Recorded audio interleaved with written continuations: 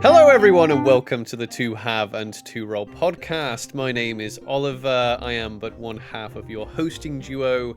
With me, as always, is my co-host Robyn. Hey, Robyn. Hello. Hey.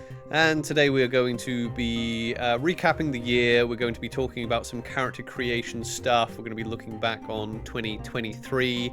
What a crazy LARP year it was, just a crazy year in general. Before all that, though, make sure that you are subscribed to the channel. If you are not already, make sure you give this video a thumbs up. Give it a like if you are if you are listening on an audio platform. Give us a 5-star review so people can find us. Follow, like, share the videos and the podcasts around. This will help us out. We also have a Patreon now. So if you would like to support us monetarily,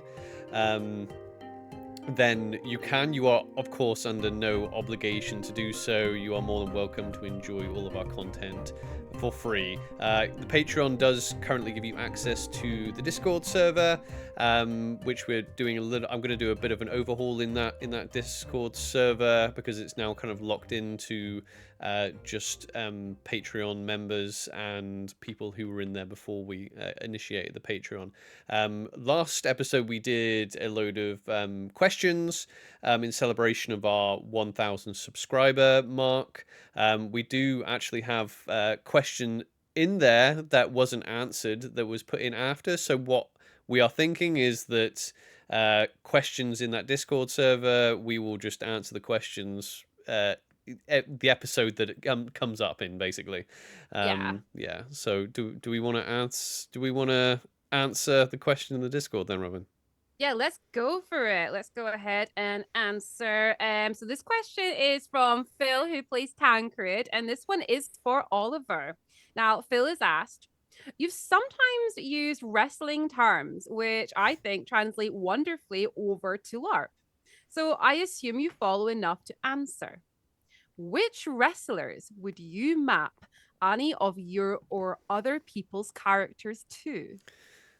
Wish I prepared for this question. I know, I read it and I was like, oh damn, we should have done some homework for this. Oh no, one. I'm well aware. So I've been an on and off like fan of pro wrestling for my entire life. I've never been really deep into it. I dip in and out of it. I'm a fan of combat sports, so I honestly, like, being a pro wrestling fan is expensive with all the subscriptions and the all the box office stuff that they do, and I tend to keep up with boxing, with MMA, and it's the only kind of type of sports I actually enjoy, to be honest. I mean, I would call pro wrestling a sport as well. But yeah, I barely have enough time. I keep up with the main things that are going on. I tend to know who has won like WrestleMania. Who would I map characters onto? Wow. I mean, I would like to think that I think like Godric. I think especially last episode we were talking about. I was like, Godric and Aranel were baby faces. And oh yeah, you did use those terms, didn't you? Yeah, and Nymeria and Damon are more heels. So do you know enough about wrestling to know what those are, right? I do. I know enough kind of to know it, but why don't you recap it for our audience? Yeah, so basically babyface is a good guy, a good person. Yeah. Someone that the crowd is supposed to cheer for, and a heel is the opposite. So in pro wrestling you have these, they have these characters, and they can switch between the two. So when people say, oh, he's gone heel, that means that he's switched from it's just a different form of audience interaction. That's all it is. But so yeah, I don't know. Like, you know a little bit about pro wrestling, right? I watched pro wrestling when I was like a kid, and Mm, I could name you people that I remember and used to really enjoy, but I wouldn't be able to know them enough to like put characters to them, if that makes sense. yeah. Like I was really into, I loved John Cena, Batista, Kane, Triple H. I Yeah. liked all of them, but I don't know enough to actually match them with someone, if that makes sense. Yeah, I figures I don't want to do it to anybody else's characters because I don't wouldn't want to offend anyone either. So, True. and I don't know whether there's someone who, um, well, there's like so my favorite wrestler is Cody Rhodes, um, and I would like to think maybe that Godric and Damon are a mix of Cody because uh, Cody's definitely a baby face, and he's got. In fact, actually, my hair's getting a little bit like, getting a little bit like Cody Rhodes. Uh, I think a lot of people would like to think that because those pro wrestler characters are so like large, they're they're larger than life. So I think they are quite a good base for a LARP character. I think if you were to copy some of these, maybe not like as intense, because they can get quite intense. But if you were to be like, right, I'm going to create a character, right? Those pro wrestlers have to stay in character for quite a prolonged period of time, Yeah. so that they're not a bad. There's some archetypes in there that you probably could mine for role play characters and LARP characters. There's not really any because, like I said, they do go to extremes. I don't think there's any that I would map I mean, anybody yeah, onto like Damon. it is quite a good sort of like way of thinking about it, especially when like today we're going to have a chat about character creation. I mean, if we look at our wrestlers, what they tend to, and again, I don't know a lot here, but they have a literal persona that they have developed. They have certain signature moves and phrases and so on to make them unique from the others that are around them and make them stand up in a field where there's a lot of other big sort of personalities, which is kind of what LARP is as well. So I guess it is quite good, like basing it off of something like that. Yeah, because what they're doing is that they're constantly there's got to be storylines. That's the difference between like Yeah. in sports like boxing I'm guessing it's the same in team. I don't really keep up with team sports or ball sports or whatever you call them. Um, I didn't mean that as a no, I didn't, I came up with ball sports or no, whatever no, you no, call but those. no, but ball sports is like a generic term for like team sports because most team sports will have a ball involved, right? So I wasn't Those just like, sports. oh, ball sports, yay sports. Woo. But yeah, you want to develop these storylines, right? So when it's like boxing, it's like, oh, it's you have a real sport there, um, and they try and like inject like storyline in there, because you want personalities in there, to sell the event because it's entertainment. Or obviously pro wrestling just literally orchestrates that, with their characters, and yeah, those different interactions between all those characters, and they are creating. I mean, it's not. I don't know. I'm not in the business, but it's I don't know. I don't know what the scripting is like because they are. I guess they are kind of LARPing. They're going in there. Yeah. I'm assuming because they do like shows like twice a week, every single week of the year, in these bigger like AEW and WWE. And some of the amateur circuits is like rigorous. Obviously, it's physically demanding, but I imagine they're not being given scripts to memorize every single week on top of that.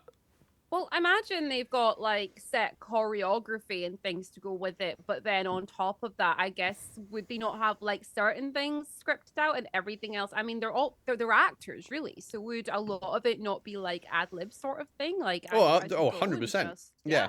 yeah, I know a like lot of. LARP?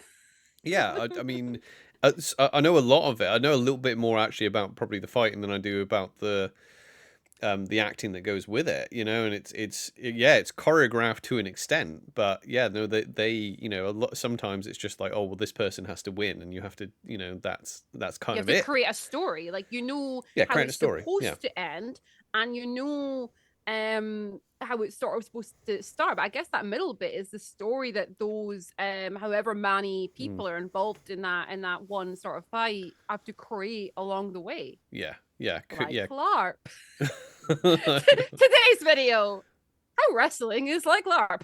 Yeah. Yeah. Again, I'm starting to think of wrestlers, and I'm like, yeah, I probably could map those characters onto characters that I know from LARP, but again, I would probably end up insulting people. I think there's a few kind of Seth Rollins. I don't know I these can see names. I'm just going to talking to myself if we carry on down I that road. literally like told you all the names I knew very quickly. Yeah, there's definitely a couple of Hulk Hogan's and Macho Man Randy Savages as well. I was gonna say, I also forgot to say Hulk Hogan and The Rock. There you go. There's all the wrestlers. I know now, Yeah, everyone. the thing is, it's different. Like we could go into a whole thing about celebrity. Like celebrity was just, we were talking about this not long ago actually. Like celebrity is so different now.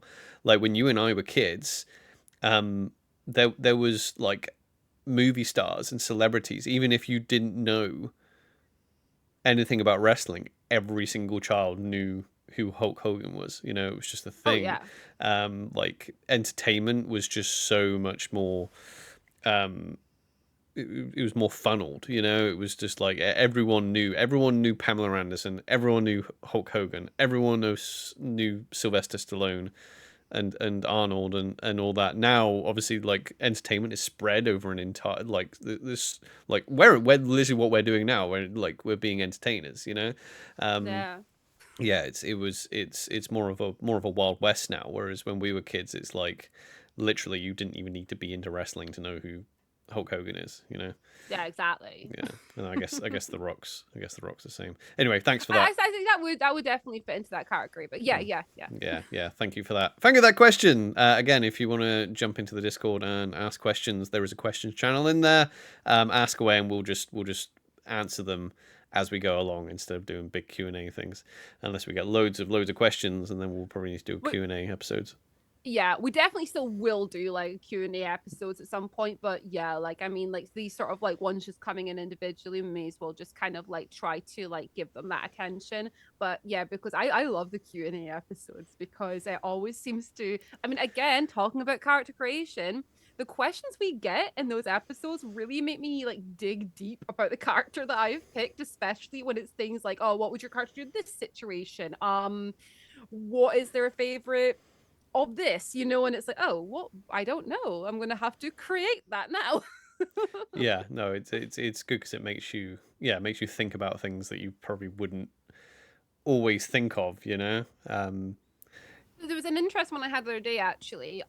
So in the Pathfinder game that I play in, we created Spotify playlists of 5 songs to sort of describe in a way or give the feel of our character. And we had to write a small bit of information about each song and why we chose it. And it was weird because I thought I had chosen pretty much 5 random songs, and you helped me out there. And I was like, yeah, these are the songs. Yeah, cool. And it wasn't until I started listening to them and thinking about why have I chosen these songs, I like discovered so much more about the character to the point where I'm like, I want to do this for our LARP characters. Actually think of what songs would sort of bring them to mind and actually think about that because it made me develop the Pathfinder character quite a bit more after doing that. Yeah. I mean, we're kind of talking about character creation now. That is one tip that I think I've only ever done for one character. One Mm. bit of advice you'll get for character creation is, well, the two that are quite similar is make a Pinterest board. Yeah. Getting all like the kind of look and feel and just the aesthetic and just getting yourself in a mind space. The same with the Spotify playlist. I did that for Damon. just trying to get into a headspace for him. It doesn't work that well for me. Yeah. If I'm looking for ideas on starting a character, then I will look through Pinterest. I will be like, like I've literally done like D&D one shots where I'm like, right, I want to play something that I don't usually play because it's a one shot, and I will Yeah. just look through Pinterest and I'm like, oh, here's a cool piece of art of a, a someone that you could describe as a lizard folk that's a ranger and an artificer at the same time, and that usually sparks inspiration. Uh, That's Past that, literally what you did. there you go. Um, Um, uh, but yeah, once I've done that, I don't tend to like go all in on Pinterest. But that is one bit of advice a lot of people give, is the Pinterest thing. I I have actually created Pinterest boards for both of my LARP characters. It helped in a way that it sparked an idea on each of them. It sparked something for me to go on. But like you said, I find that finding certain character art, if I see like a really nice piece of character art and I'm like, she looks cool, I want to be her. What's her story? Who is she? How would she fit into this world? That tends to spark a lot more than creating like a full board, if that makes sense. Yeah, I tend to get my vibes more from uh like previous stories. So like when it came to Aranel, uh what was the thought process behind um bringing her as your LARP cat? Because I already know a little bit about this anyway. Where I know a lot about Aranel, what how she became your first LARP character. But what Mm. was that? What was that process? Well, I was originally actually going to bring a totally different character in as my first LARP character. So Arnell was originally a Dungeons and Dragons character that I'd created. She was a dragon monk. I was some way the dragon monk or something like that. Way of the Ascendant Dragon. It's not been that long. Been a while, so many So years. many years. It's some sort of dragon monk. It's not as if you've played a million classes. You've literally played two classes in I've D&D. played her in like 3 games, and she's been some different monk in every one. She was a monk, okay? So she was the one I brought in, but initially I was actually going to bring in Annalise. Annalise is my elven bard that I play a lot, and I love her to bits. When it came time to come into my first ever LARP, I was like, I'm going to bring her in. She's all purple. She's got this really strong accent. This is going to be amazing. And I changed my mind for a lot of reasons. First of all, I decided I didn't like the color purple that much, and I wanted to change all my kit to blue, and RNL was in a blue kit. That's one of the reasons. The other one was the accent. I was like, I can hold an accent like that for a D&D game. I can't hold it for a full weekend. I definitely didn't have the confidence to hold that for a whole weekend and play a character that was that out there. So I went for RNL. Like I said, Arnell, Dungeons and Dragons character. She was quite simple, quite basic. And I just took her out of there. I'd already played her. She does have a slight, she has my fantasy accent. When I try to do an English accent, it's her fantasy accent. Yeah. I just brought her out from that. She had a really nice look and feel to her. She had the same color of hair as me. I had that silver hair. She had a lot of features. I basically built her based on the way I look, so it fit perfectly. And going back to the Pinterest thing, I came across an image of like an artist rendition of a sort of a LARP character, and it had all the same looks and features and feels, and it had the blue. And I was like, oh, that's actually what I want. So that's why I kind of brought her into it like that. I knew I could play her, I knew I'd have fun with her, and she wasn't as out there. So I knew if I wasn't feeling that confident, it'd work. But like you brought Godric in though. So what was your thought process behind bringing Godric in as your first character? Yeah, so Godric was my fifth edition, uh, fifth edition D&D paladin character. So when we talk, like we're going to talk about character creation here, but for my first character Godric, I already had him created in D&D, right? So the inspiration for Godric was I basically his backstory was based on a heavy metal song, um, and it was a stereotypical like my father's sword, and oh yeah, I've got to stand in my father's shadow. But his personality, I wanted to. So one of my favorite Disney films, maybe my favorite, it's very close up there, is Hercules, right?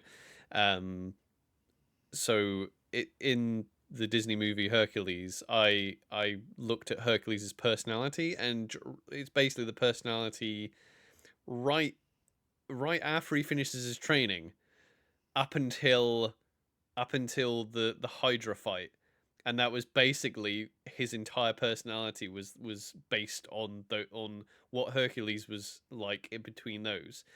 Um, and that gave me a really easy D&D character who was a paladin. He was like Oath of Heroism because it was Unearthed Arcana. Oath of Glory hadn't come out yet, but he would now be Oath of Glory. Um, Weird, funnily enough. So yeah, he was an Oath of Heroism paladin, and it gave me a real easy like, oh, he wants to be a hero. And I suppose we'll get into it a bit further, but my whole thing with like creating characters, obviously you want to get the aesthetic, you want to get the backstory, but the most important thing is for me is what's true, right? And this comes if I'm like, if I'm running a tabletop game, if I'm creating an NPC, or if I have to do a little bit of improv, and you're creating characters on the spot, what makes those characters believable is how you act in any situation you put them in. And you're like, well, how do I know how they're going to act in that position? For me, this is something I've come up with. I can't actually remember where I got this from, but Hmm. um, all you need to know is what's true for the character, right? So for my D&D Godric, wanted to be the greatest hero that ever lived, right? And that was his one driving goal. So anything that got him close to that, um, which he was pretty like into glory actually, but he was so determined that his destiny was to die as a hero, being the greatest hero to ever have lived. Like he was extremely reckless, and Yeah. I made him super tanky, but he was good because he worked in the party because yeah, he would just stand in front of everything, and if anything needs to be done, and he would always do what he thought was right. But then it's difficult to know what's right and wrong in these situations, right? Especially when you're playing a game and it's a little bit like, is this an evil choice, but is it a good choice? Most role-playing games these days don't just have good and evil, right? So you got to know, right, what was true for Godric. Godric wanted to be the greatest hero to ever live. He's going to base what he thinks is right and wrong off of that. If he Hmm. thinks, oh, if you go, right, do we save these people or these people? It's like, well, how would I have to go behind Godric's consciousness and be like, right, what would he think would be the right choice here based on his motivations? What's true for him? He's like, right, I want to Yeah. be one of the greatest hero. If I save these people, that's heroic thing. They will thank me. They will spread my story. All this, and you almost want to think like subconsciously. Um, Now, I love playing that character, and I when I looked at like the Dawn brief, I'm just like, Godric fits in here so well. Um, Especially if I go in as a knight errant. Now, Godric was way like I played Godric way younger, like my D&D version of Godric, and I'm like, Godric would be good in this game because he would just be like, right, I'm up for anything. I'll do anything, you know, and I'll run into danger and I'll do this and do that. Looking back, I kind of regret playing, like, calling my character Godric now, because I feel like they are such different people. My D&D Godric and my Empire Godric are now completely different. That they had completely different Yeah. stories, completely different person. Not completely different, but because they were both that kind of type. Um, but they just ended up being two different characters. And part of me is like, oh, I wish I hadn't called him Godric, because I don't feel like I can go back and play my D&D Godric now. So, I feel the same. Like I feel like I can't play RNL now. Like she's she's gone. mm. I can't just roll her into this. Well, it'd be weird because, like, if I went and played like D&D as Godric, I think I would slip into Empire Godric. I wouldn't slip into Yeah. old D&D Godric. I think they're maybe different enough that I possibly could, but yeah, I could totally see you struggling with, like, as soon as we started. Go Aranel, because your Aranel was at least my Godric was like sword and shield. It was very like though aesthetically and lifestyle wise, both my Godrics were similar. Like your Hmm. Aranels were very different. I was about to say, if I really think about it, my new character Nymeria is more like my D&D RNL. Yeah, I would agree with that. Yeah. And like, so RNL, D&D RNL was based off of Sarah Lance, White Canary in Legends of Tomorrow. Now, even down to the name Sarah Lance through one of the Elven translators is Arnel Talathian. That's how I got her name. And everything was like that. Now, the Sarah Lance backstory is that she was an assassin. There's a lot of different things there. Aranel's backstory wasn't that. She was the daughter of a miner. She really she had a closer upbringing to like Arya Stark, if you like. She was like, you know, she mainly was always around a load of boys. She tried to be like them, and you know that would and she would fight and learn things, and she wasn't really afraid of things. When I actually look at Nymeria, I didn't actually realize this till last night. I was doing character creation last night for Nymeria.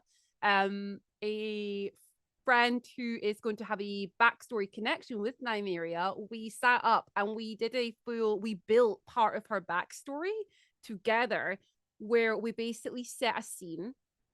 And I won't tell all the details, but I'll say the scene was a Brass Coast tavern, and we started it there. And then we built the story of how they knew each other and what they did and what this relationship was. And it went all so many different ways. I was like, wow, didn't expect this.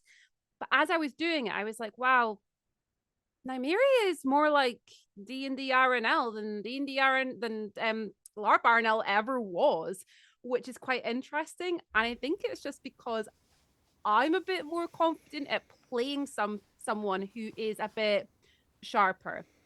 LARP RNL was freaking like speaking to Rapunzel. Like she was all happy and cheery and smiling and loved everyone and would help everyone and would get up and dance and sing songs. And she was just, yeah.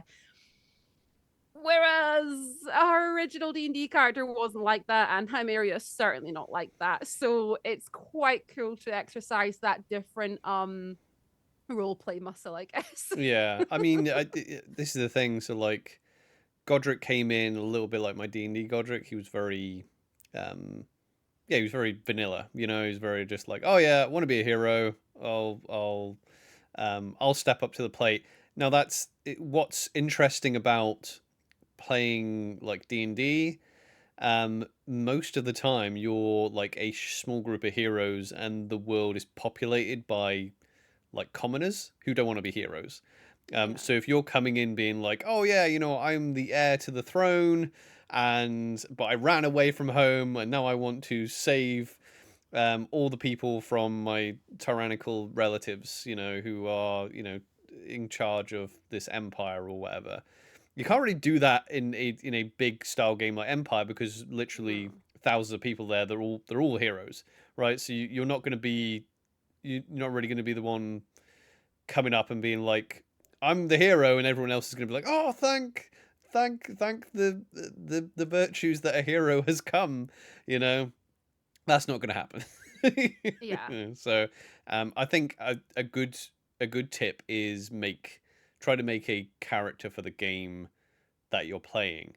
Um, and even though that sounds very obvious, obviously don't bring try and bring a space marine into um, yeah. One of a good bit of advice is to create a character for the game you're playing, and that seems like really kind of obvious advice. Like, don't bring a space marine into Empire LARP.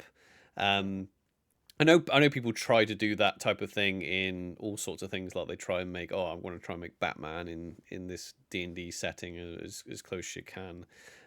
But yeah, like trying to make a character that doesn't quite fit with all the other players is going to be difficult. If you come in and you're like, oh yeah, I'm going to be the main character, and everyone else is going to do this around my character, then that's not going to work for you in a game full of thousands of people, because they've all got their own game going on.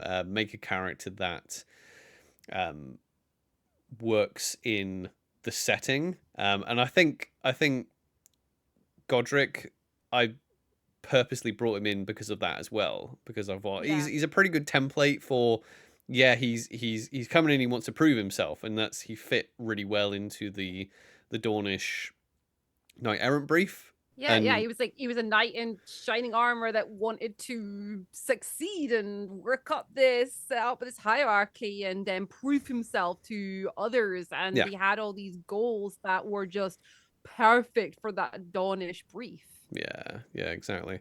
Do you want to go over, like, so Empire character creation? Your Most people who are going to be listening to this are, if they're LARPing, they're going to be an Empire. Um, we won't go over the Empire character creation stuff. I guess we can go over it slightly. So we have already done a full guide on Empire LARP, how to make a character, how to get onto the website, how to make it, what are the steps that you go through making it. Um, Also, there are some other fantastic creators that have done videos like that. So our friend Holly the Small and Mark Sherlock Humes, both their videos are really good if you're wanting to um, learn specifically about Empire and creating a character in Empire. Um, but I think we should probably talk about, like, some of the more kind of nuanced parts of that process.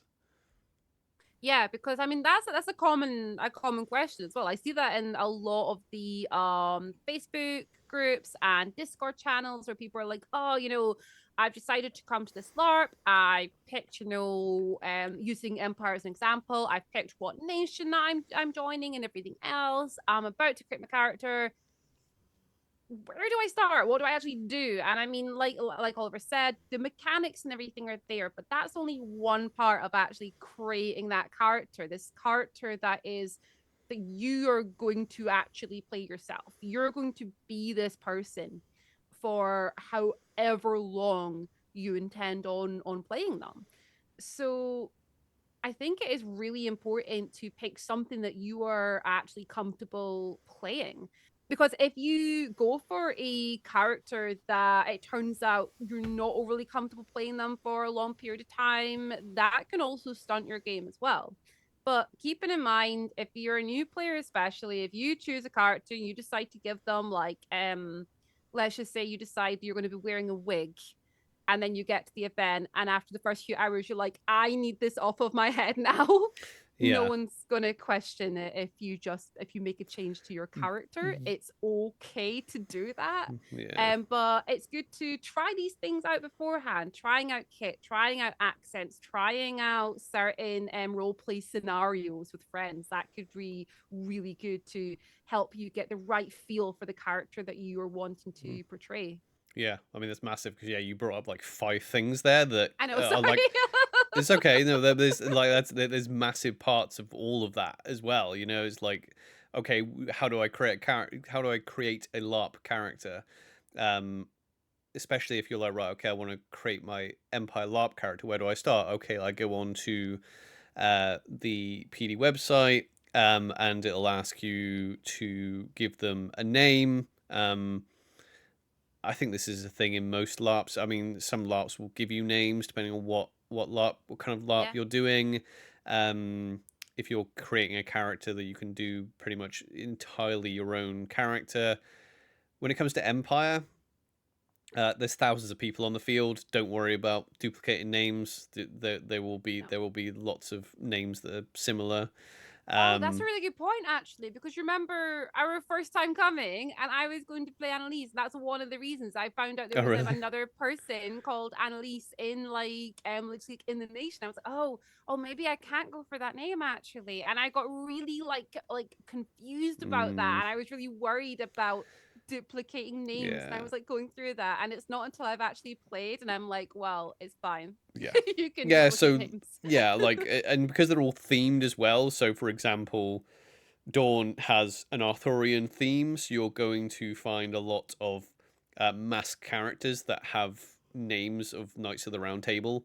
You know, you're gonna have a lot of Arthurs and Tristans and Kays and Bedevirs, and yeah, you're gonna have lots. You're gonna have lots of those kind of duplicates, but it's in You're the also going to get like a lot of like Guinevere's and yeah, things like that, like focusing on those sort of historical names yeah. from that time period. Exactly, themes and like you know Wintermark. There's lots of uh, Wolfricks, and you Oh get no. the you get the idea.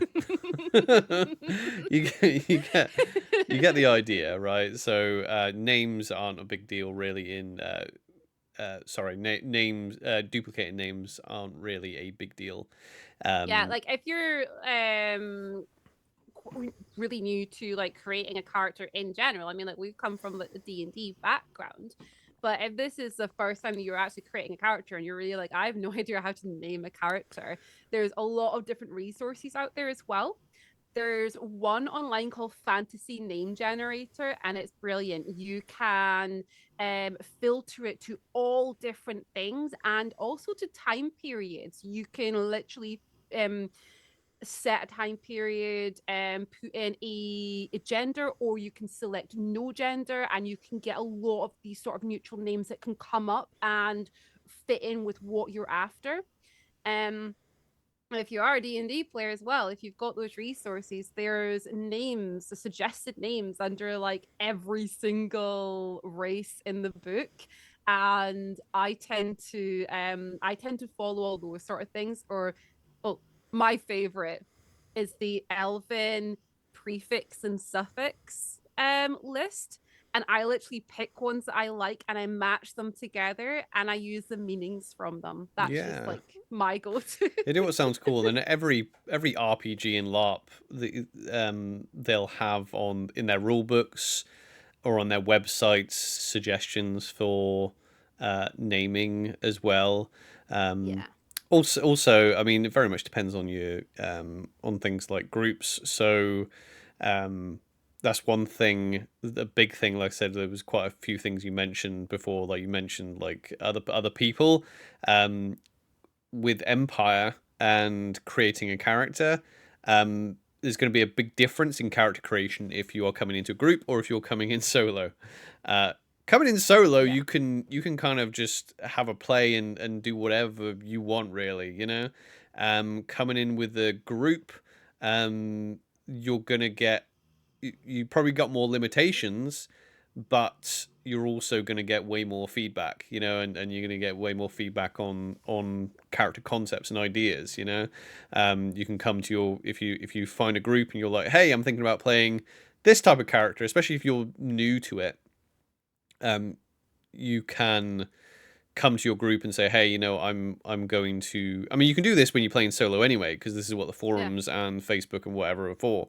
You know, you come and go, right, okay, I'm thinking about playing this character. What do you think? And then the experienced players will say, "Oh yeah, you know, that might not fit if you play that type of character, you might come across this. For example, if I want to play an assassin in Empire.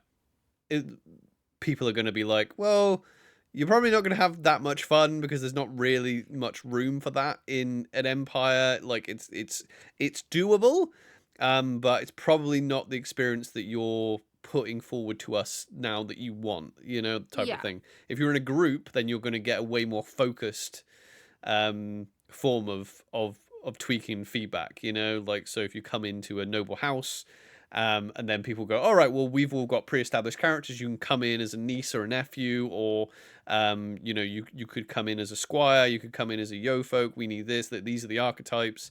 These are the type of things we're doing in the game, and that will Yeah. give you ideas for going. All right, I can create a character that will work with this group as well as the game.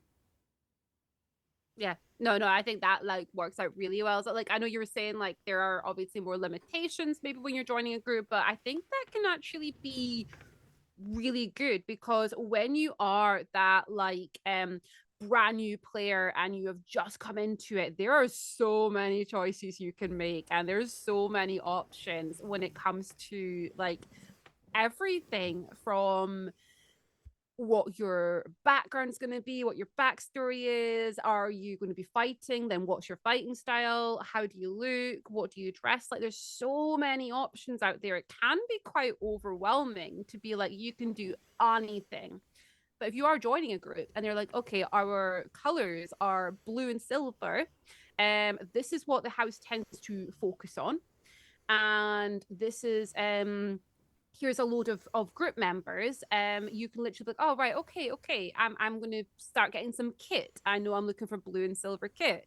That's my first bit that kind of helps me out Hmm. there. And then you can be like, oh, maybe this car, maybe we grew up together. Did you grow up in the house? Maybe we were friends. And then you can build it a lot easier and it gives you that thing to fall back on because yeah, like Oliver said, maybe playing an assassin in the actual game itself. Now, there are people that follow that type of path, might not be the most fun coming into it.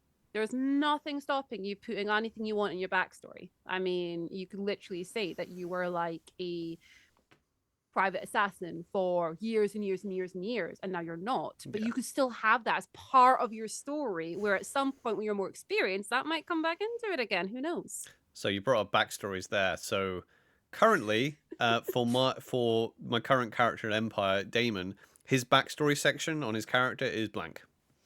Right, right. So a few people have. I have a backstory. Like have a backstory. It's just not on the. It's not on the character because Yeah. all I need for my player pack is obviously my stats and my inventory. That's all they kind of need, and my name obviously as well.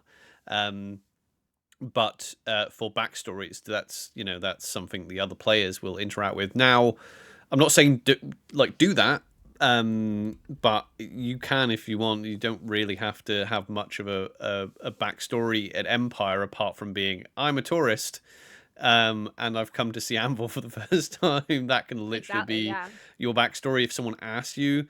I have heard this as well that sometimes people get freaked out. I mean, I've seen it in real time at tabletop games. People get freaked out about like being asked about their backstory. Of like, oh yeah, where are you from? And they're like, especially if you're not an experienced role player, or not confident role player. Mm. You've never done any kind of like improv stuff. You can't think of anything off the cuff. Most people. I don't think I've ever been asked anything about backstory in No. 2 years of being at Empire, but I have heard stories of new players coming in, and people have been like, "Oh, so where are you from? What do you think about this?" La, la, la, and they've kind of like went, I don't know," type thing. If you are in that situation, literally, I mean, the magic words Empire LARP is I'm new to Anvil. That should basically uh, it should diffuse any role play that you have no Well, idea what's going on. The person you say it to will be like and they'll accommodate for you because all the mhm. players at Empire are really good like that. Everyone I've come across, um, and I like to think that I'm like that because I've actually had more people say to me I'm new to Anvil than I ever did because I hardly not a flex or anything, but I was fortunate that I was never really in a position. I think I said it like twice. I think I said it my first 30 seconds. I probably should have said it first 30 seconds. I probably should have. I've already been like, who wants to be the general? I'm new to Anvil. Should have said I'm new to Anvil. No. Oh my gosh. No, like it is true. Usually as well, if someone is asking you like, where are you from, or what do you think of this? It's because they want to talk about that thing or where they're from, and that's usually they're just looking for that. So when you're like, oh yeah, like I'm new here, or I'm new to Anvil, they're most likely just going to go ahead and tell you about all the things that they just asked you about, because they want to give you that. And but for me anyway, there's a lot of ways of learning things in the game, and if you are you can definitely sit and you can research, you can read the wiki, you can make all those connections beforehand, and you can come in really knowledgeable. I've known players to do that, and they are incredible at the game.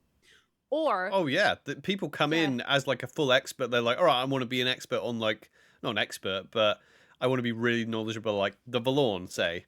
And they come in as a new player, and it's just like, if you know what's on the wiki, you're going to be very well informed. That's why they've designed it. I think a lot of other LARP systems are like that as well, because the thing is that with the wiki and the lore that's written down, they're like, you get to decide how much of this your character knows a lot, Exactly. so you can come in. So even if you're like, right, I don't know what I would say if someone questioned me on wisdom, if you know everything it says on the wiki about wisdom, you're going to be pretty well informed, basically.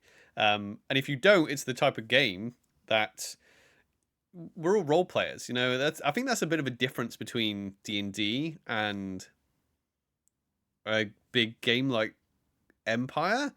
Is that it's not really a mechanical game that you're out to win. There's not like a computer that we're out to beat.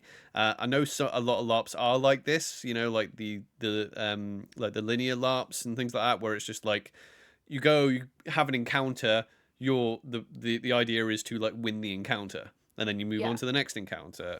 Empire really isn't like that. Like you said, if someone comes up and is like, oh yeah, what do you think about the stuff happening with Jarm? The best thing you can say I'm new to Anvil, and they're gonna be like, all right, and you can change the conversation. Probably the best thing is to say is, I'm new to Anvil, I don't know much about Jarm. What can you tell me about it? Because if they've come up and asked you specifically, they should have something there. they're probably wanting to talk about Jarm, right? So it's definitely not a game where you need to worry about going, oh no, what if I don't know? Hey, I mean, I did not know a single virtue, and I sat down in an interview and was asked about the virtues. It was you sitting there, and was it Phil that was next to you? Where like they were like talking about virtues, and then you were like, yes, I agree with. I agree. Yeah, I think, and they're like, oh, I think they asked us here, what are the armies of Dawn, and I had no idea. And, I think Phil had said, oh yeah, like, because I knew we were we were all standing for the Hounds of Glory. So I was like, well, there's the Hounds. Obviously, there's the Hounds of Glory. And then there's the and I think it's because we were all getting asked the same thing, and I think I was just like, I just embellished on what the person to my left said. what virtue do you most? I was like, what virtue do you most identify with? And someone next to me was like, oh yeah, courage. And I was like, oh yeah, courage, because I feel like it was when you started like asking the other candidates things as well. It's when you were sitting there, and then they'd like said something, and you like you're like, oh yeah, what does that mean? Could you like maybe elaborate on that one a bit more? And I'm just like, dude. Oh well, I mean, the thing is, right? Like they knew I was new, right? And the senators and the other candidates knew I was new.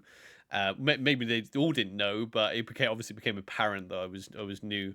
And yeah, I think it wasn't actually completely apart, because there was people afterwards, because our egregore was there, and it was our egregore that like brought me over to like listen. I'm like, it's scary, and then she's there chatting, and then I heard her like saying, "Feel yes." first time in Anvil over there, and like I was listening to this, and everyone's like, "Wait, what?" And everyone was quite in shock after learning that. So you definitely did manage to like blag it enough.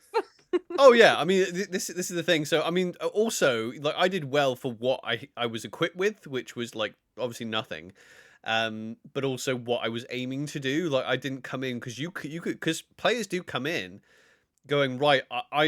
I am new to this game, and there's this thing called a senator, and that's what I'm going for. And then within their first like 3 events, become senator because they've actually done the research and they've actually Yeah. like learnt about that game, and then they've come into the game being like, hey, I won is this game, whereas I came into the game being like, hey, I'm gonna just come in and see what happens, you know. And you can do both, um which is good, which is good. Now but one of the big, you brought up accents before, right? That was one of the things you said Yes. before as well, right? um you got to be careful with accents, but like for the reason obviously you said, like putting on an accent. People talk about voices, not always accents, but like changing the cadence of your voice. Yeah. This is advice that a lot of people will give. I would, you got to be careful with it, because yeah, it's a you got to do it for a prolonged period of time. And are you concentrating more on an accent than an actual character?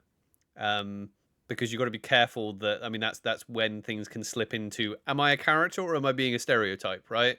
You've got to make sure you're walking, for for obvious reasons. You've got to make sure you're walking that line. If you're deciding to do an accent that isn't your own, then you've got to make sure that you're doing it out of like appreciation and not appropriation. Yeah. You've got something you've got to be aware of. um The thing is, as well, and we say accent. Accent can mean a lot of different things. Like you can change how your accent completely sounds by just lowering the tone that you speak in, or yeah, by increasing it slightly, yeah, or by just tiny little changes can make a huge difference. You don't have to be like, oh, I need to do an accent. I'm gonna do an Australian accent and have a perfect Australian accent for the whole weekend. You can just change slight little bits. I mean, that's all I do. yeah. I mean, I think my fantasy accent's got Well, a I wee mean, bit better, but this, yeah. yeah, this is an odd thing because people will like, because I'll do accents for different characters, and they don't need to be perfect. It is not. I don't think people are going to. I mean, people do. Hopefully, people on the LARP field aren't. I think we've all been a part of like a D&D table where you've tried to put on accent and everyone kind of makes fun of, oh, what accent is that supposed to be like, totally. It's just Yeah. like, yeah. It's like, yeah, I mean, it's not. People aren't going to call you out for appropriation. I mean, I've had it before. It's just like, oh, what accent is that supposed to be? A Scottish accent? I'm like, no, it's an elf accent in my world. All right, it's not a Scottish at all.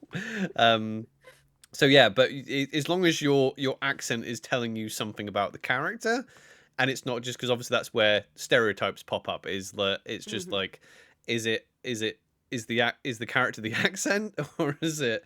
So yeah, I would be careful with them. Also, like a comfort thing, if you're comfortable doing an accent and it helps you get into character more, then I say go for it. I couldn't care less if you're trying to aim for a Nordic accent, you totally miss it. But it's something that makes your character unique, and it isn't. Um, uh, yeah, it's something that's not just, oh yeah, the thing about this character, he has a funny voice. It's like, well, that's not a character, then, is it? you know? Yeah. I mean, like, for RNL originally as a D&D character, I really wanted to nail a different accent. I hadn't done it at this point. I had not come up with a different accent for a character, and I really wanted something different. And I actually sat and I listened over and over and over again to voice clips from Claudia Black and Lena Headey. Those were the 2 people I went for. And I just kept, and I repeated every line. But that was for a 3-hour game. And I kind of got there. And I wanted to do the same for LARP. And honestly, I came in and I started it and I kind of went, no. I think my first full event, I didn't really change my accent. It wasn't until like the second or third event and I was like, oh yeah, no, this is fine. Whereas now with Nymeria, the accent is one of the things, just like the wig, just like the makeup, just like the full kit. It's one of the things that allows me in my head to become that character. So changing your accent or changing slightly the way that you speak can help you a huge amount to become a different character and keep yourself and that character separate if that's what you're really trying to go for. Yeah. The thing is, and there's lots of ways to change your voice other than just going, oh, I'm going to do it and do an accent. So anybody who's done any kind of like theatre work or, you know, stage work, any type of acting or anything like that, knows that your posture has a lot to do with how you sound.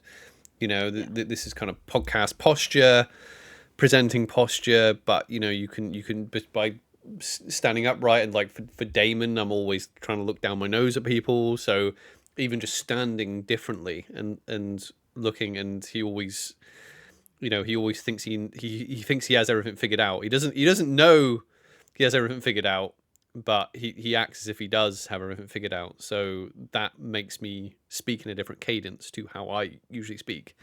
And the same with Godric, you know, he was always smiling. Having a smile on your face changes your voice, you know.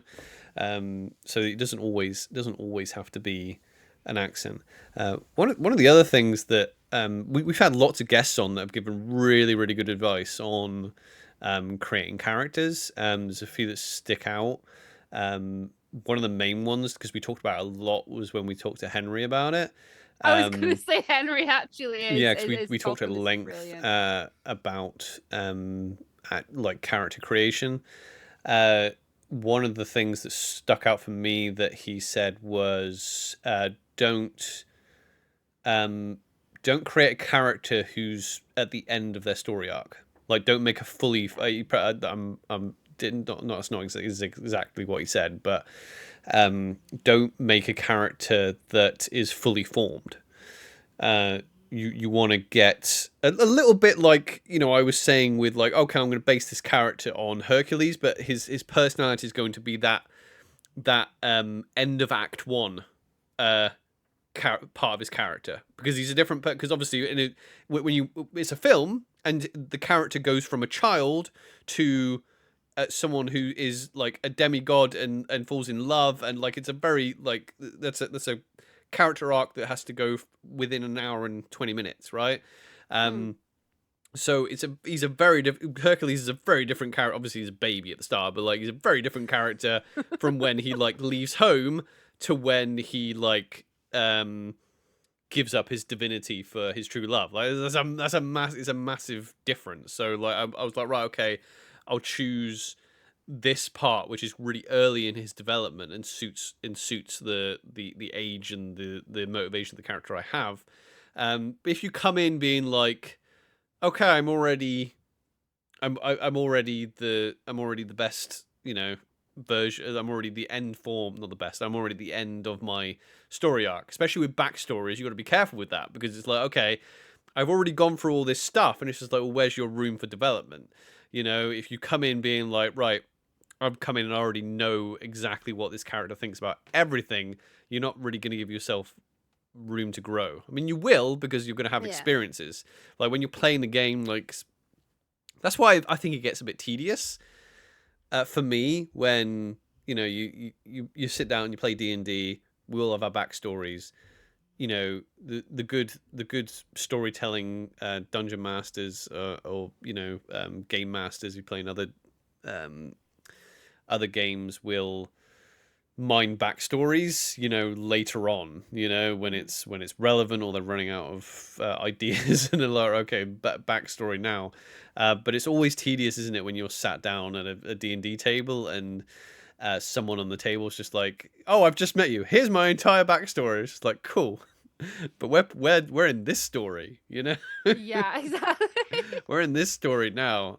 It's a little bit how, like, the MCU and that has got a little tedious because it's always referencing another story, or it's always referencing a future story. And just like I want to watch this story. Okay, we're in this story now. I don't need to hear about, you know, your character's solo movie. Like, we're in the Avengers now. Let's just play through the Avengers and enjoy the Avengers while it's here. That's not constantly referenced. So I think that's probably a good way to approach a LARP character, is be like, right, okay, Yeah. they're going to start. This is they have a background, but this is the start of their story when I walk into the field. So what I think is really good about backstories, though, is if you write them with someone else or with multiple people, because if you decide that you and this other character have this friendship, this story, this upbringing together, or something along those lines, when you are just with that other person in the field, the role play you have with them is different than the role play you have with others.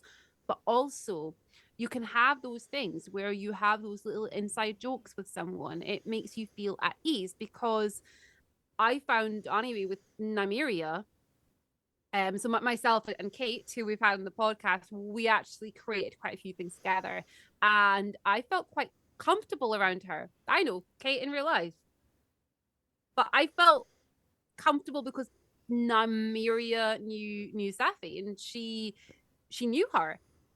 And it was a weird sort of thing. So I was like, oh, no, I know our history together. We don't need to sit and discuss it. But we've created a history together. I can sit and I can talk to you, and I can feel a level of comfort that is not there with everyone here, even though I also know all of these people outside of LARP as well. And it was a really weird experience, because it was the first time of me experiencing that, because with RNL, obviously, I knew no one on the field apart from you, and we created our stories together. But going around and having this level of comfort with certain people and certain groups was quite interesting, because we knew our history together. No one else did, but it created that comfort and that sort of confidence to be a little bit more self, but also to push that role play in a different way, which I thought was quite fun. A fun thing you can do with a backstory. Yeah, and you have a story to tell as well. Like, especially if you're Yeah. like, okay, I'm you know, if you're a little bit more confident coming in to a LARP, and it's like, okay, you can go the route of like, oh, you know, I don't really know much, you know, I'm new, you know, I'm completely new to this nation and this, and what is all this, what is this, you know, acting like Jack Skeleton in Christmas Land type thing. But if you it's a good start. It's a good start. Oh, all the memes are going to come from this now. It's New players at Empire. What's this? Oh, don't. You need to watch that. Actually, I haven't watched that. There's everywhere. I haven't watched that in a while. There's an election over there. Oh my god, I'm gonna lose my sorry, point. Sorry. What was my point? I don't know. Yeah, but if you are confident, you have, you know, if you write yourself a backstory that you can use to, when you are around a tavern, you can sneak your backstory in. There's been a couple of players that I've mentioned before that have done a very good job at like sneaking the backstory in. So I know Dave's character Mercy was like, I remember just sitting there being like, man, that was an impressive way to put a backstory in, because it was literally, he did it relating to what our characters were currently going through. It was just like, oh yeah, I'm going through this, and then he just like slipped this little bit of backstory in, and it felt completely organic, and it didn't feel like shoehorn. It's just like, Lord, it wasn't like, Lord Dump, here you go, here's my. It was just like, oh no, that's always a cool technique if you can do it. Like you said, something that if you're in a group, obviously like backstories are good to start fleshing out, so you know what relationship you have with these people going in. Again, it's difficult to completely say, because I've seen this mistake happen as well in TTRPGs and in LARP, where people go, oh, I'm going to come in and we're going to have this relationship and they're my best friend, or we're going to get married one day. and it hasn't really worked out, because again, you're like, that's the start. This, when the game starts, that's the start of the story, and then you start making those bonds, and that then how this character interacts with this character. It's not Yeah. always, because it's not scripted. It's not always obvious that you're like, oh yeah, this character and this character, I think they're going to get along. I think they'd be friends, and then you actually start role playing with them. And you're like, these two don't have the relationship that I thought they were going to have. Yeah, exactly. And I think it's a risk that you take, I guess, when it comes to making those sort of things and those connections. So what you and I did with Aranel and Godric, we created our backstory together. We decided our characters were very, very intertwined together. Yeah. They had an upbringing together. It was a really beautiful story that we developed. Then in our backstory, both characters went their separate ways for a time and then came back together again, time for Anvil. It was beautiful and perfect because it left a little gap in there. That gap allowed us to develop things. Like, it gave us the opportunity for when we were first day of our first event, if one of us really like falls in love with a certain part of the game, it gives us an opportunity to be like, oh, well, Godric, I actually a couple of years ago I met somebody from Urzen, and they told me about this. And you can fill in those bits and create a backstory after the fact, if that makes sense. Yeah.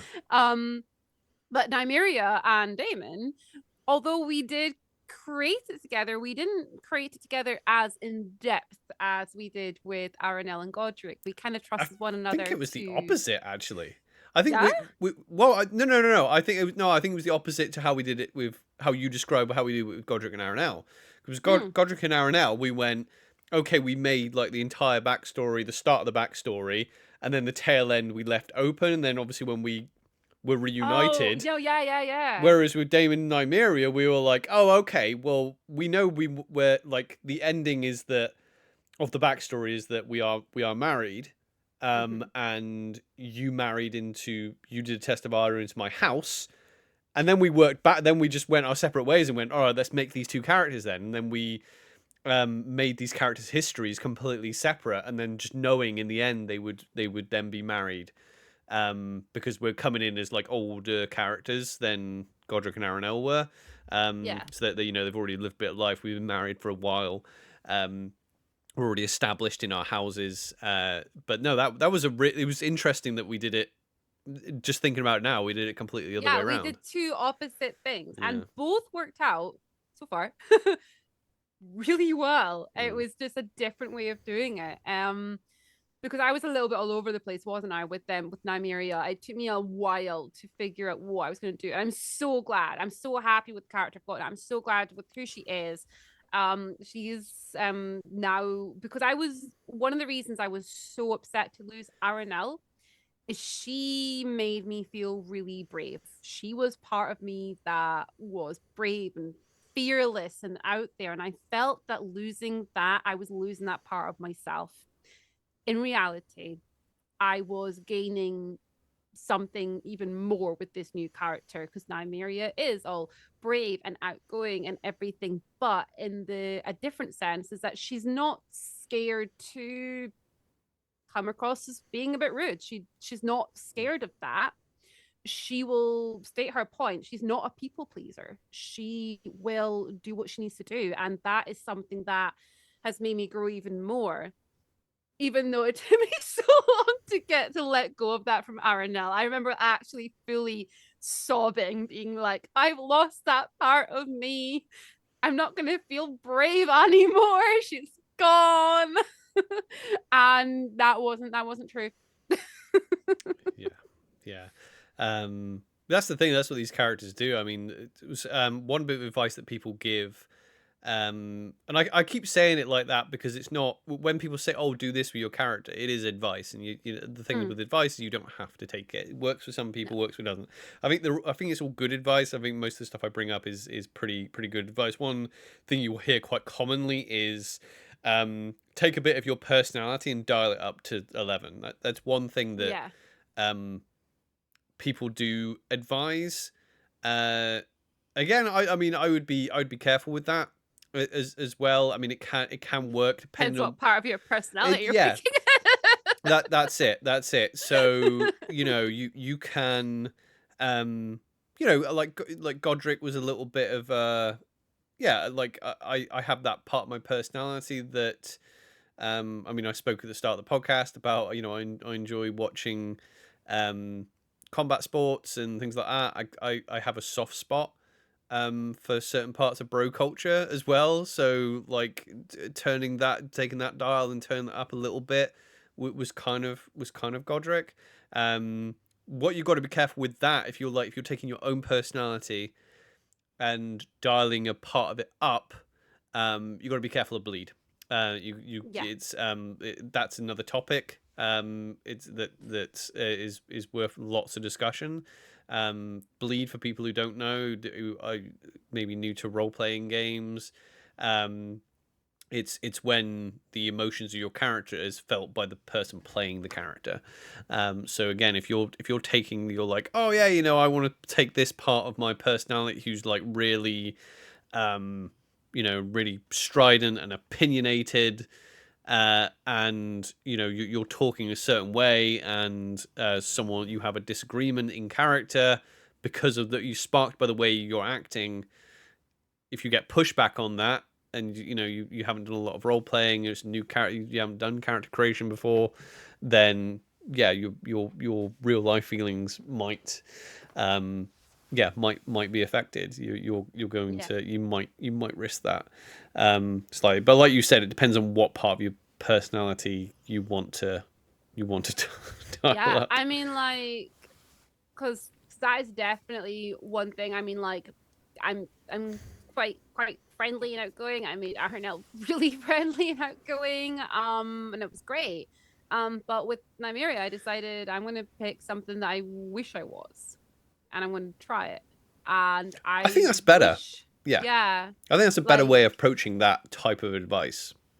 I think that's better worded actually than take something that I'm good at and dial it to 11. I think honestly that is a way better thing to do, especially in LARP, because that helps you as a player grow as a person.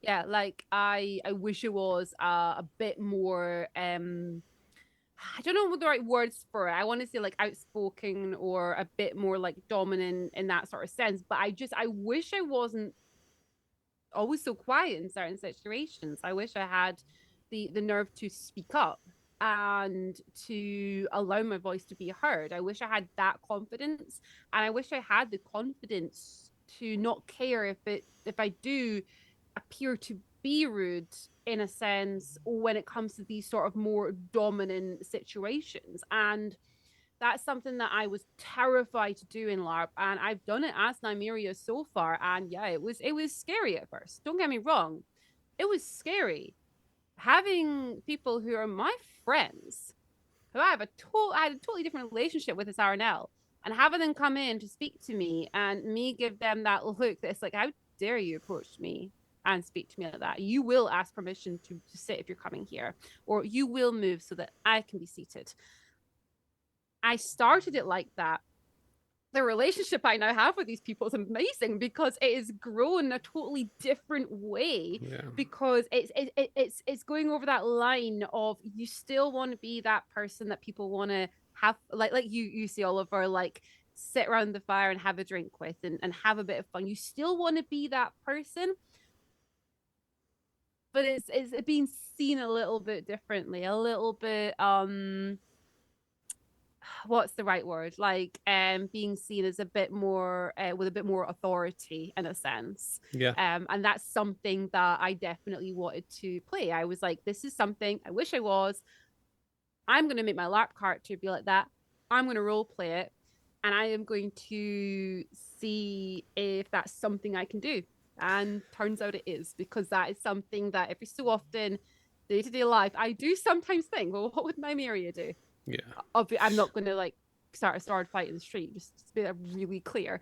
But what would Nymeria do in this situation? Well, she wouldn't really care what that person thinks, and she just keep going.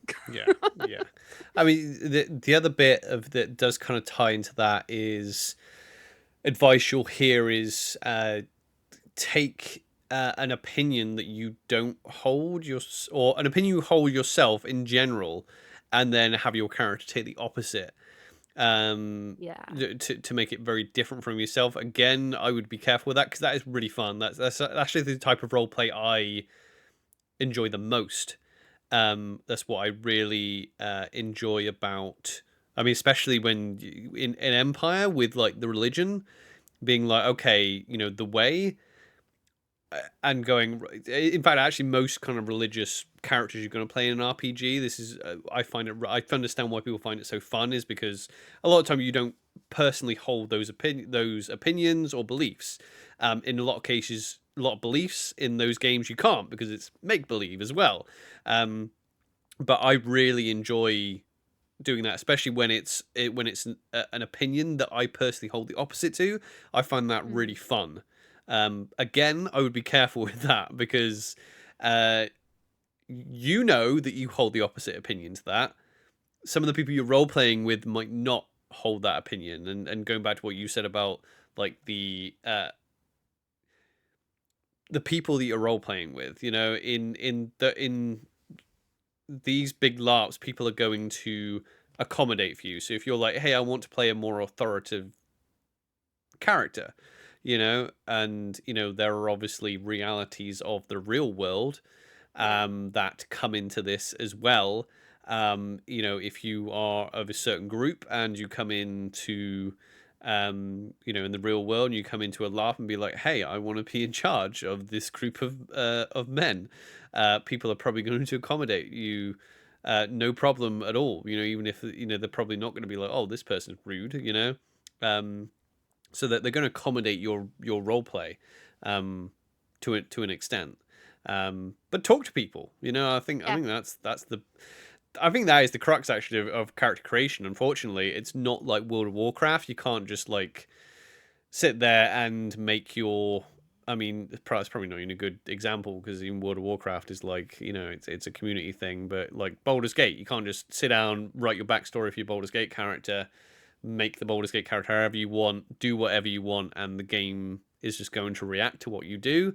In a LARP or an RPG, speak to people. If you want to be a magician who has certain views on the world, speak to people out of the game and get a gauge for how you're going to get a gauge for how people are going to react to that on the field, how easy it's going to be to do, if you're going to have fun. To be honest, that's the thing that I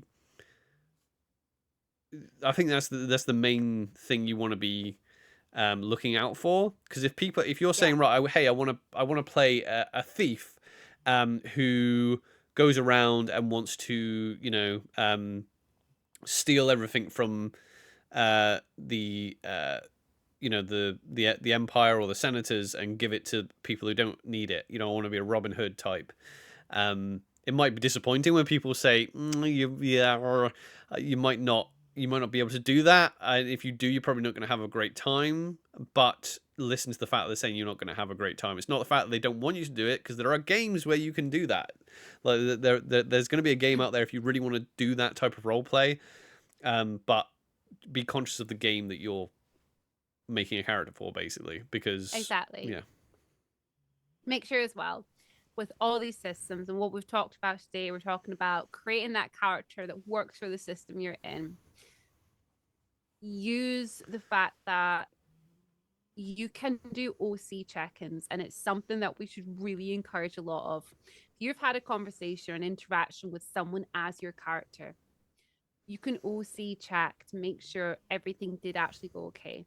Now, an OC checking can be done there and then. You can literally just be like, just OC. I was that okay? I didn't mean to. Like when I shouted there, I didn't mean to actually scare you. I'm really sorry. Have that OC check-in, but that can be done after the event as well. You can go home and everything else. And the next week, you might want to like look up certain people, especially people you had a lot of interactions with, and be like, hey, just watched a nosy check-in. By the way, this is me. We met as these characters. It was really, whatever. And then you can talk about these things. I've used this a lot. I used it a lot with Nymeria because I was really unsure about how she was coming across. To my person that I got in touch with about this was all like, oh no, it was great. Like, we actually loved it. And I was like, oh, okay, cool. Because I was worried in case, I made you feel uncomfortable about this or that. So use that with your character. That feedback helps yourself. And it also helps you form those relationships outside of the game as well, which I think is equally as important as those relationships you're making inside the game.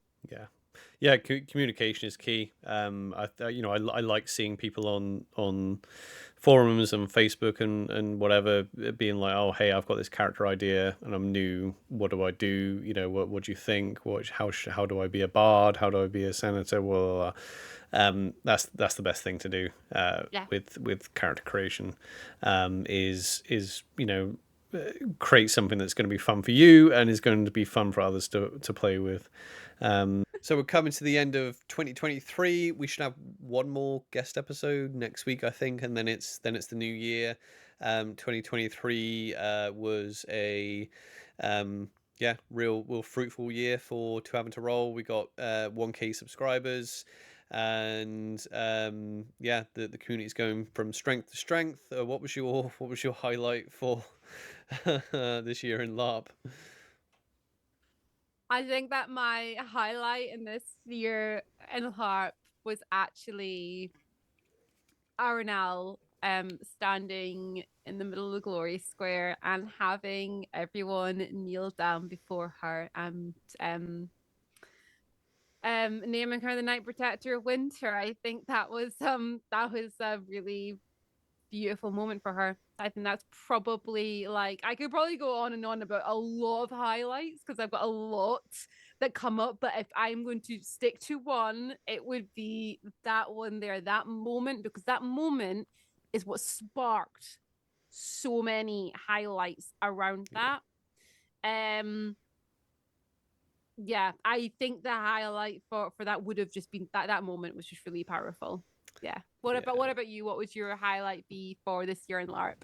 Yeah, I mean, yeah, I've got loads, but it has to be just being on my deathbed. It has to be like, because that just like retelling that on the podcast as well was just it was something else. It really was, and that whole event was just a story and an experience. Again, a lot of it was ups and downs. It was type 2 fun, a lot of it as well, but it was definitely a highlight. It was massive. We've had a great year on the podcast as well. We've had some real cool guests. Again, like retelling the story of us dying was like massively emotional to do, like recording all that. That was a big highlight.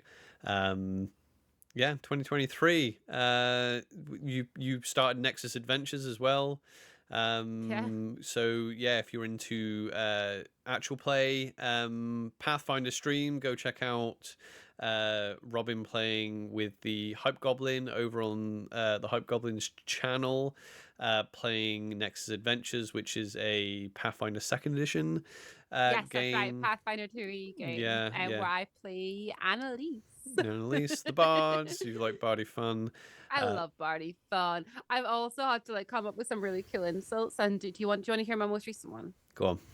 It's the one that I literally used yesterday in the game, and it was lots of fun. And I turned around to the enemy and I was just like, well, you know what? I've known salads that dress better than you. Hey, that is such a PG vicious mockery. I had to come up with PG ones. So I've got a list of PG vicious mockeries, everyone. That's quite fun. We'll have to come out with a PG vicious mockery book or something. I do, because my vicious mockery book is not PG. Yeah. You still have that. The link to that book still somewhere, right? The link to that book is on our Twitch page. I can put it in the description. Twitch page. Yeah, it's there, and you can link it, and it takes you to a digital book that you can flip through, and it's like with 80 something insults that you can use for vicious mockery. And a fun fact, I've used a lot of them on the Druge. Yeah. Yeah, no, it's always fun to use them in LARP. Man, yeah, like tabletop. I haven't been playing that much tabletop this year, unfortunately. We should really want to get and play some more, do some more D&D stuff. It's been a massive year for D&D as well, isn't it? Like, It really has, yeah. yeah, ups and downs. Obviously, we had the beginning of the year. We had the whole OGL gate stuff. Oh yeah, what's the best film of the year? What do you think? Oh, come on. Two just jumped to my head straight away. Mm-hmm. I don't know if they're the best ones, and if I actually went away and Well, thought I about mean, it, I'd I'm probably be asking like, you. oh, I man. don't. Not Rotten Tomatoes. I love the D&D movie, obviously. I feel like that's where we're getting on there. I love D&D movie. Also, we watched Barbie the other night. Barbie's amazing. Go watch Barbie. Yeah, but yeah, the thing is, I'm not even that a massive film nerd, but yeah, out of the movies that I've seen this year, D&D was good, but like D&D was good because it was surprisingly good because we were like, oh, this is actually good, and like we had a real good night, didn't we? Like we saw it at we were almost the only people in the theater, and they had we got like a special like D&D drinks menu Yeah, and food menu and stuff, and it was like, oh, yeah, no, it felt like an event. It was really good, but yeah, we watched Barbie the other day, and I was like, that's definitely the best film I've seen this year. It's really good. It's really good.